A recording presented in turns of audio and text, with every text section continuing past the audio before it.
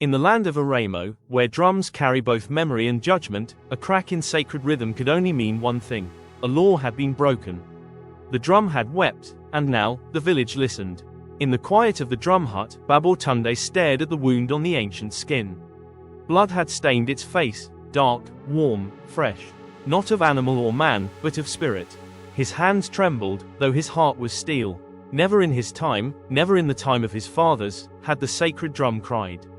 And now, it had shattered in silence. Far across the village, in the House of Warriors, Olamide felt the shift. His chest was heavy, the guilt of secret meetings, the weight of his father's unavenged death, and the rhythm of a girl's forbidden song, these things lived in him like fire. His brother, Taju, said nothing.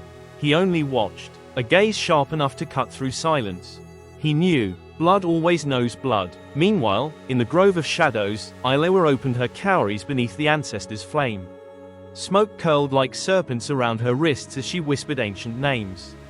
She saw the girl, she saw the boy, she saw their hands, entwined beneath moonlight, and the drum, weeping between them. But the spirits demanded truth.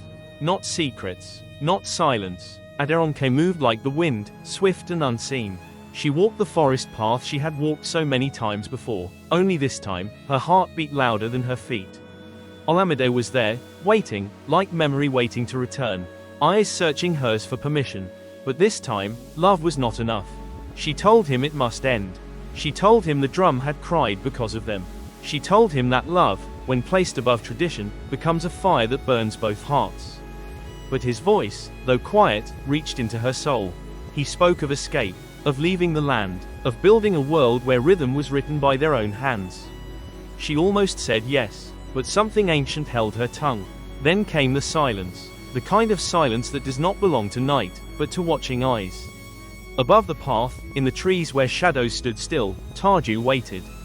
He had followed, and now, he knew. In Aramo, truth does not hide for long.